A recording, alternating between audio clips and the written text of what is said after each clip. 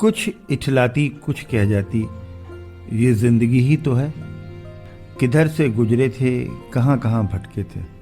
कुछ भिगो गए थे, कुछ छूकर निकल गए थे। कुछ रुला गए थे, कुछ बहा ले गए थे। आओ गाते हैं तराने अनुभवों की दुनिया के।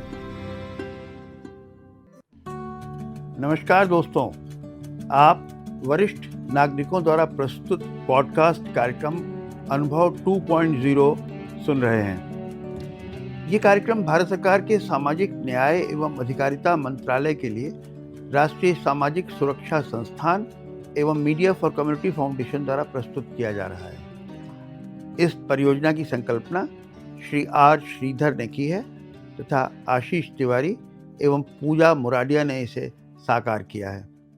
नमस्कार दोस्तों, मैं हूं आपका चीफ होस्ट अरविंद नारायण मिश्रा और आज हमारे स्टूडियो में एक बहुत महत्वपूर्ण गेस्ट हमारे बीच में हैं। मैं उनको पहले इंट्रोड्यूस कराता हूं। श्री चंद्रकांत पांडे जी हैं और पांडे जी भारत की जो प्रशासनिक सेवा है उसके अधिकारी रहे हैं और सेवानिवृत्ति के उपरांत उनको राज्य सूचना आयुक्त बनाया गया है और उसके बाद उनके कंट्रीब्यूशन अभी हाल तक वो उसमें सेवा काल में रहे हैं और सेवानिवृत्ति के उपरांत अभी आज स्टूडियो में हैं और बहुत यंग दिख रहे हैं। उम्र का भी सवाल मैं उनसे पूछ सकता हूं कि इतने यंग दिखने का कारण क्या है, ये सवाल बाद में पूछा जाएगा, लेकिन मैं उनका स्वागत करता हूं। पांडे जी, आपका आज स्टूडियो में स्वागत है। धन्यवाद। हाँ, हम आपसे जीवन के कुछ उन पहलुओं पर बात करना चाहेंगे जो आपने शायद कभी चर्चा में लोगों से चर्चा ना की हो, लेकिन हमारे श्रोता जो हैं वो सुनने के लिए इसको बहुत आतुर रहते हैं। और ख़ास तौर से जो भारतीय प्रशासनिक सेवा एक ऐसी सेवा है कि जिसके बारे में और जिसके जो फ्लिप साइड लाइफ की होती है उस पर चर्चा का और उस पर कम लिखा गया है, कम पढ़ा गया है, तो उस पर हम आज खुलकर चर्चा करेंगे। पांडे जी, बचपन से शुरू करते हैं। आप की पृष्ठभूमि ग्रामीण या नगरी कैसी रही, कहाँ से शुरू किया आपने? मैं मूलतः इलाहाबाद का रहने वाला हूँ। जन्म में मेरा ग्रामीण क्षेत्र रहा है जी, और मेरी शिक्षा भी वहीं से प्रारंभ हुई है। जी। जो बेसिक स्कूल्स हैं इस समय के प्राइमरी, उन्हीं से मैंने पढ़ाई शुरू की। जूनियर तक वहीं मैं पढ़ा था जी। उस समय हम लोग तख्ती लेकर जाते थे और अब टाट जो होता है बोरा, उसको भी बिछा के अपना खुद ही ले जाते थे, वही बैठते थे, उसी में पढ़ते थे जी। उस समय का मैंने माहौल देखा कि शिक्षा का माहौल बहुत अच्छा था। टीचर्स, हमारे जो गुरु थे, वह इसका बहुत ध्यान रखते कि हर बच्चे को बेसिकली देखते थे कि कैसा अच्छा है और कैसे क्या दिक्कत है, उसकी सब समस्याओं को हल करते थे। तो बेसिक एजुकेशन हमारी बहुत अच्छी ढंग से हुई। उसके पश्चात हमारे गाँव, ये आपने बड़ी महत्वपूर्ण बात कही। ये शायद हमारे श्रोता जो सीनियर सिटीजन तो समझ सकते हैं इस बात को, लेकिन शायद यंगर जनरेशन इस बात को नहीं समझेगी कि विद्यालयों में इतने शोरगुल मचाने से इंफ्रास्ट्रक्चर अपग्रेड हो गया, लेकिन जो शिक्षक का जो एक वो परिश्रम था और जो मेहनत थी, प्रोबेबली उसमें बड़ा डिक्लाइन आया। जैसा आपने कहा कि इंफ्रास्ट्रक्चर ख़राब था, लेकिन टीचर्स जो थे वो बड़े मेहनत करते थे और सब बच्चों का एक ध्यान रखते थे और देखते थे कि जो शिक्षा का मूल उद्देश्य है विद्याध्ययन वो अच्छा रहे। हम लोग सर जब प्राइमरी में पढ़ रहे थे, जूनियर हाई स्कूल में, तो कभी इंफ्रास्ट्रक्चर के बारे में ध्यान देती जानकारी भी नहीं थी और कभी हम सोचते नहीं थे कि यहाँ पे हमें कुर्सी चाहिए या मेज चाहिए या बैठने के लिए अच्छी व्यवस्था। बस हमको स्कूल जाना है और अपना कोर्स पढ़ना है, जो पढ़ाया जा रहा है उसको ध्यान से पढ़ना है जी। तो उसका बड़ा लाभ मिला हमको। पूरा कोर्स हम लोग का पूरा रहता था, हर चीज़ कभी नहीं ध्यान दिया गया कि हमारा पेपर आएगा तो उसमें हमको इम्पोर्टेंट क्वेश्चन चाहिए। शुरू से अंत तक जो भी पूछा जाएगा हम लोग आराम से पूरा का पूरा तैयार रहता था, किसी भी समय हम लोग अपना उत्तर देने के लिए। 8th स्टैंडर्ड तक आपने वहाँ तक पढ़ाई करी अपने सर? हाँ, गांव में। जूनियर हाई स्कूल तक गांव में पढ़ी। उसके पश्चात हमारे गांव में ही इंटरमीडिएट कॉलेज भी था। अच्छा। हाँ जी। तो वहाँ पे भी हाई स्कूल और इंटरमीडिएट मैंने वहीं से किया। उसके पश्चात मैं इलाहाबाद यूनिवर्सिटी गया। अच्छा। वहाँ से मैंने बीएससी तो किया। में आप अच्छे थे, इसका क्रेडिट आप अपने परिवार वालों को देंगे, खुद को देंगे या शिक्षकों को देंगे? पढ़ने में तो सर मैं बहुत अच्छा तो नहीं कह सकता, लेकिन अच्छा था इतना तो कह सकता हूँ। इसमें हमारे पिताजी प्रधानाचार्य थे, उनका भी योगदान था और माँ का योगदान तो हरदम रहता था। इस बात पे जोर जरूर दिया जाता था कि हम अपनी पढ़ाई पे चाहे जितना खेलें, चाहे जितनी गतिविधियां करें बच्चों के रूप में, बदमाशी भी हम लोग करते थे, लेकिन इसको ध्यान रखा जाता था कि आप अपना कोर्स कहीं से मिस न करने पाए। तो हाँ। इस पे हरदम पर्टिकुलर रहते थे और इस कारण से उसका हम लोगों को लाभ मिला। जो बचपन का मूल उद्देश्य होता था हम लोगों के टाइम में कि विद्या अध्ययन बहुत अच्छे से किया जाए, वो एक मंत्र था जीवन का। फिर वहां से आप पहुंच गए सीधे लखनऊ यूनिवर्सिटी, लखनऊ विश्वविद्यालय, इलाहाबाद विश्वविद्यालय हम हाँ। गए, वहाँ से मैंने बीएससी किया बायो से। जी। और उसी समय उन दिनों लखनऊ इलाहाबाद यूनिवर्सिटी बहुत फेमस यूनिवर्सिटी हुआ करती थी और बहुत शिक्षा का स्तर बहुत अच्छा हुआ करता था, सुनते हैं। हाँ, उसको तो सर जी, तो वहाँ पर बीएससी और फिर एलएलबी भी मैंने वहाँ किया। अच्छा। उस समय थोड़ा सा यह हो गया कि राजनीति की तरफ झुकान हो गया, तो फिर उसमें मैं छात्र संघ में चुनाव भी किसी ने लड़ा अच्छा। दिया, तो जबरदस्ती तो लड़ भी गए और उसके बाद जीत भी गए, कुछ दिन तक रहे हाँ। महामंत्री के रूप में। अच्छा। बीएससी में। और उसके पश्चात जब हम एलएलबी कर रहे थे, इमरजेंसी का दौर आ गया तो सब चीज़ें बंद हो गई, फिर एलएलबी की पढ़ाई शुरू हो गई जी।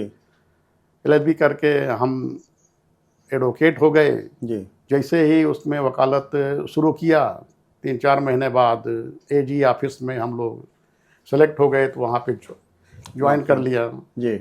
उसके पश्चात 2 साल बाद हमारा customs and central excise inspector के पद पर हो गया जी। और फिर साल भर बाद पीसीएस सेवा में आ गया, तो इस सेवा में हम आ गए। जी जी जी। तो उस तरह से राजनीति की तरफ जो जाने का था वो दौर एक बार दौर आया, फिर अपने आप खत्म हो गया। उसमें परिस्थितियाँ ऐसी बदली कि वहाँ पे जाने की स्थिति नहीं आई, और सोचता हूँ कि अच्छा भी रहा, क्योंकि ऊपर वाले ने कुछ अच्छा लिखा था, इसलिए हम इधर आ गए। नहीं, राजनीति का मार्ग भी बड़ा दुष्कर है, इतना सरल लगता है जैसे लोगों को, उतना सरल नहीं है। बहुत कठिन है सर, राजनीति करना इतना आसान नहीं लगता है कि बहुत है, लेकिन है तो कठिन तो है ही। हाँ, बहुत कठिन है, बहुत संघर्ष है सर, अहर्निश संघर्ष है। सही। तो इसमें सर एक चीज मैं बताऊंगा कुछ के हर आदमी के व्यक्ति जीवन में कोई न कोई टर्निंग पॉइंट आता था जी। जब मैं बीएससी में था, उसके पश्चात से जब थोड़ा सा राजनीतिक चस्का लगा, तो कुर्ता पैजामा पहन के, उस समय साइकिल ये सबसे बड़ा हथियार होता था हम लोगों के पास, कोई और साधन तो थे नहीं कि किसी के पास मोटरसाइकिल या और कार वाले तो शायद 1-2 मिल जाए तो मिल जाए, अदरवाइज मोटरसाइकिल रेयर होती थी, साइकिल थी। हम लोग साइकिल से ही घूमते रहते थे, था कि आगे हम राजनीति करेंगे तो क्या होगा क्या नहीं होगा, उसी में चलते रहते थे। तो पढ़ाई में थोड़ा सा मेरा उतना ध्यान नहीं रह गया था। लेकिन यही जैसा कि आपने पहले कहा कि आप पढ़ने में तेज थे, तो हो सकता है ईश्वर की कृपा रही हो कि मेरा हाफ हार्टेडली एग्जाम दिया था, एजी ऑफिस सिलेक्शन हो गया जी। तो वकालत छोड़ के 3-4 महीने वकालत किया था, छोड़ के फिर हमने एजी ऑफिस ज्वाइन कर लिया। और जब एजी ऑफिस ज्वाइन कर लिया तो वहाँ एक तरह से आपको सुविधा मिल जाती है, आपको घर से कोई पैसा लेना नहीं पड़ता, और फिर उसमें आप अपना खर्च निकाल भी लेते हैं, पढ़ाई भी कर लेते हैं जी। तो मैंने पढ़ाई अपना शुरू किया और उसके बाद एग्जाम्स में भी बैठते रहे। तो उसी क्रम में मेरा इसमें हुआ, कस्टम सेंट्रल एक्साइज में हुआ, लेकिन पीसीएस में मैं 3 बार बैठा जी। पहली बार जब मैं बैठा तो उसमें मेरा जनरल नॉलेज का पेपर थोड़ा सा अच्छा नहीं हुआ, तो फिर मेरा मन नहीं किया, तो उसमें मैंने ठीक से एग्जाम नहीं दिया। संयोग बस मैं अपनी पत्नी के साथ रहता था, तो जब भी एग्जाम हो। विवाह कब हुआ आपका इस बीच? सर विवाह मेरा जब मैं कक्षा 11 पास किया था तब हो गया। अच्छा, बहुत बढ़िया। वह अर्ली मैरिज थी, तो हम लोग वहाँ पे यूनिवर्सिटी में आए, तो वहाँ पे साथ में ही रहते थे पत्नी के साथ। तो एग्जाम देने का मन नहीं कर रहा था, तो फिर जबरदस्ती थोड़ा सा पत्नी के दबाव पे मैंने एग्ज़ाम दिया, हाफ हार्टेडली दिया। मेरा सिलेक्शन नहीं हुआ, तो बाद में जब बात रिजल्ट आया, सिलेक्शन नहीं हुआ, तो पत्नी की इच्छा, तो उनको लगा कि जैसे सिलेक्शन हो जाएगा। हमने उनको बताया कि ऐसा नहीं हो सकता। तो फिर हम लोगों के में कुछ आपसी कहा सुने हुई, तो उन्होंने कहा कि आप मन लगा कि एग्ज़ाम क्यों नहीं देते। तो फिर मुझको भी लगा कि मुझे, दूसरी बार मैंने एग्ज़ाम दिया, पेपर थोड़ा गड़बड़ा हुआ था, लेकिन पत्नी ने कहा नहीं आप एग्ज़ाम दीजिए। तो मैंने पूरा एग्ज़ाम दिया। उसके बाद 300 से मेरा सिलेक्शन, मैं क्वालिफाई कर गया जी। इंटरव्यू के बाद मेरा सिलेक्शन नहीं हुआ। मार्क्स जब अंत में आए तो मालूम हुआ कि लास्ट कैंडिडेट को 392 मिले थे, मुझे 393 मिले थे। तो मार्जिन पे थे, आफ्टर ऑल सिलेक्शन नहीं हुआ। लेकिन वहाँ से मेरा कॉन्फिडेंस यह डेवलप हुआ, जब मैं बिना पढ़े इतना नंबर पा सकता हूँ तो क्यों ना मेहनत करूँ जी। और दूसरी बार, अंतिम बार जो जिसमें मेरा सिलेक्शन हुआ, मैंने फिर वास्तव में मेहनत किया। एक दुर्भाग्य उस समय हुआ था कि इंटरव्यू के ठीक पहले मेरा एक्सीडेंट हो गया था मोटरसाइकिल से, और उसमें मुझे काफ़ी चोट आई थी, हेड इंजरी हुई थी, करीब 40 घंटे में बेहोश था, और जब होश आई तो मेरी याददाश्त गायब हुई थी। तो इंटरव्यू जो हमारा 27 जून 83 को होने वाला था, वह जाके लास्ट डे 20 जुलाई 1983 में फिक्स किया गया। और उस अंतिम दिन मैं हाथ में प्लास्टर लगा हुआ था, और एक हाथ को इससे प्लास्टर लगा हुआ है, मैं इंटरव्यू देने गया था। उसके बावजूद मेरा सिलेक्शन हुआ। चोट लगी थी, तैयारी नहीं हो सकी इस बार भी, लेकिन इंटरव्यू में केवल 92 नंबर मिले थे। बावजूद इसके मेरी 9th रैंक आई, मेरा सिलेक्शन हो गया था। जी जी जी। तो इसलिए मुझे लगता है कि ईश्वर की इच्छा थी। पत्नी ने अगर उतना जोर न दिया होता तो मैं तो बस राजनीति का इतना चस्का लगा था कि क्या जरूरत है, तो मैं इस तरफ न आता, और उस मेरे टर्निंग पॉइंट रहा। तो ये पत्नी की प्रेरणा जो थी वो निश्चित रूप से उनके उसने कारण ही जो है, जिंदगी का रास्ता बदल अगर दिया। उतना जिद न किया होता तो मैं शायद कहीं और होता। हाँ, फिर सेवा में आए। सेवा काल लंबा चला आपका और आप विभिन्न पदों पर रहे। पांडे जी, मुझे एक बात और बड़ी इंटरेस्टिंग जो बात आपसे पूछने की इच्छा हो रही है, ये है कि आप जब 80 के कालखंड में जब आपने सेवा शुरू करी और आप एसडीएम रहे होंगे और ज़िले में लोगों से मिलते जुलते रहे होंगे, और उसके बाद से आप फिर डिस्ट्रिक्ट मजिस्ट्रेट हुए बाद में और हायर पोस्ट पर गए होंगे, तो ये जो 80 से लेके और 2015 या 20 तक का जो कालखंड था, इसने हिंदुस्तान में परिवर्तनों का एक युग था ये। और परिवर्तन इतने स्ट्रॉन्ग थे कि आपको याद होगा हम लोग के उस वक्त में टीवी भी नहीं हुआ करता था, और बड़ी क्लोज्ड इकोनॉमी थी, कोटा परमिट का युग था, और अनाज बेसिक खाद्यान्न भी मुश्किल से मिलते थे और राशन थे। तो और एक उसके बाद का दौर परिवर्तनों का दौर आया, टेक्नोलॉजी का चेंज हुआ, सामाजिक चेंज हुए, आर्थिक लिबरलाइजेशन हुआ, और सोसाइटी में चेंजेस आए, सांस्कृतिक चेंजेस आए, लोगों के एटीट्यूड चेंज हुए, लोग पूरी हिंदुस्तानी सोसाइटी धीमे धीमे एस्पिरेशनल हो गई। आप सरकार के प्रतिनिधि रहते हैं, चाहे आप एसडीएम रहें, चाहे आप डिस्ट्रिक्ट मजिस्ट्रेट रहें, तो आपका जो शासन को आप रिप्रेजेंट करते थे, तो इंटरफेस सोसाइटी के साथ करना थोड़ा डिफ़िकल्ट हुआ, और आपको चेंज लाना पड़ा होगा अपने व्यवहार में और अपने तौर तरीके सलीकों में। ये इतने मैसिव चेंजेस जो आपके अपने दिमाग में आपने आत्मसात किए होंगे, और जब तक वो चेंज आप आत्मसात नहीं करते, आप उनके साथ सरकार नहीं चला सकते, लोगों को एडमिनिस्टर नहीं कर सकते, तो ये चेंज कैसे आपने अडॉप्ट किए और एब्जॉर्व किए धीमे धीमे अपने लाइफस्टाइल में? सर, जैसा कि मैंने बताया, मैं रूरल बैकग्राउंड था, तो मैंने हर चीज़ों को गांव में करीब से देखा था। मेरा शुरू से भी नेचर था, गांव में जो भी लोग थे, चाहे वे जिस कम्युनिटी के हों, ब्राह्मण, क्षत्रिय, शूद्र, वैश्य, कोई भी नहीं, क्योंकि हमारे यहाँ ऐसा भी नहीं था कि हमारे ग्राम में ही हरिजन ही प्रधान थे, और उनको हम लोग चाचा ही कहते थे जी। तो उस तरह का था। लेकिन जो समस्याएं थी, सबको मिल के वहाँ, पहले तो गाँव में इतना सौहार्द था, सब एक दूसरे की मदद करते रहते थे जी। सेवा में आने के बाद भी मैंने हरदम यही प्रयास किया कि मैं अपनी टेबल के सामने ही खड़ा होकर जी हर चीज़ को समझता था। जो मेरे सामने खड़ा अपनी बात बता रहा है या बैठ के बता रहा है, मैं समझता मैं अगर उसकी जगह होता तो मैं क्या करता जी। तो उस दृष्टिकोण से मैं देखता था और पूरा प्रयास करता था कि इसको क्या रिलीफ, अगर इसकी समस्या जेन्युइन है, इसको रिलीफ मिलनी चाहिए जी। और उसके लिए मैं किसी भी सीमा तक जाकर उसकी मदद करता था जी। अगर कहीं से नीचे के कुछ कर्मचारी प्रयास नहीं कर रहे हैं या उसकी मदद नहीं कर रहे हैं, किसी कारण से उसको परेशान कर रहे हैं, तो मैं पूरी कोशिश करके उसको न्याय दिलाने की कोशिश करता था जी।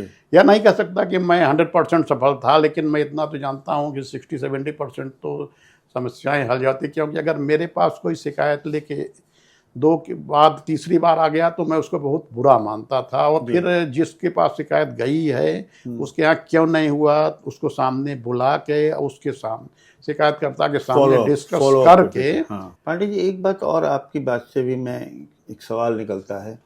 आपने कहा कि आपके शुरुआत के जीवन के काल में खंड में भी आपके गांव के जो प्रधान थे वो हरिजन हुआ करते थे, और उनको वो गांव के प्रधान भी थे और आप लोग उनको चाचा कह के बुलाते थे।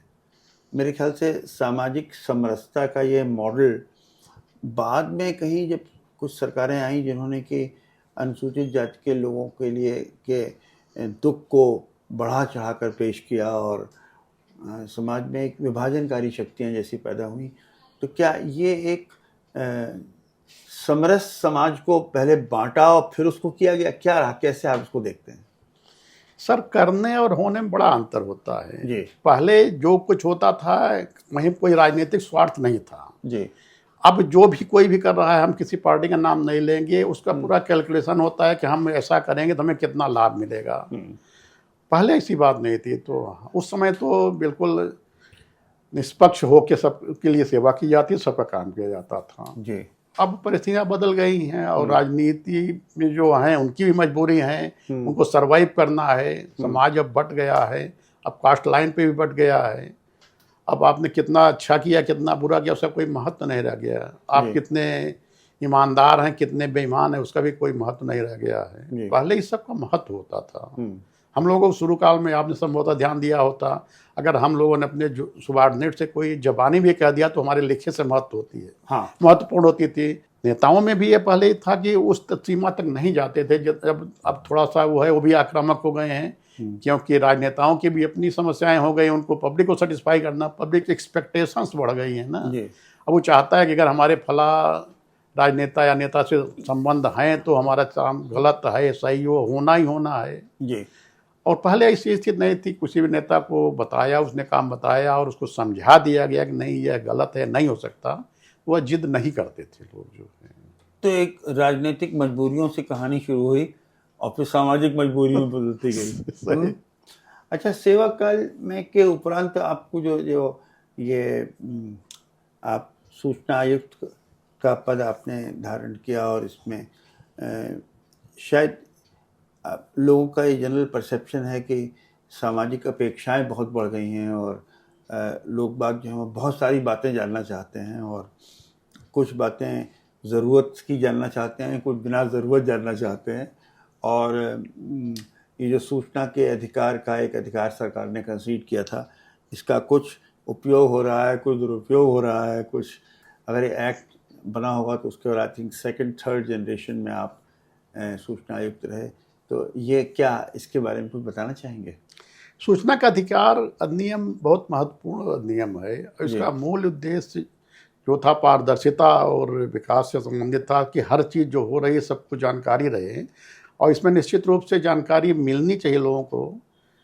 और जो इसका प्रयोग भी कर रहे हैं, काफ़ी तरह लोग प्रयोग कर रहे हैं, इसको सूचनाएं मिल भी रही हैं। लेकिन थोड़ा सा जैसा अभी आपने कहा कि कुछ दुरुपयोग तो हर फील्ड में कुछ न कुछ लोग आ जाते हैं, हर नियम का कुछ न कुछ उपयोग तो उसका कर रहे हैं। फिर भी जो तंत्र है अब भी काफ़ी प्रभावशाली है और उसका लाभ लोगों को मिल रहा है। अब आप पूर्ण रूप से सेवानिवृत्त हैं, तो शारीरिक स्वास्थ्य, मानसिक स्वास्थ्य, सामाजिक जो सरोकार हैं, वो सब आपका कैसे, आपने सब कुछ फिर शुरू हो गया है कि नहीं, भी कैसा चल रहा है?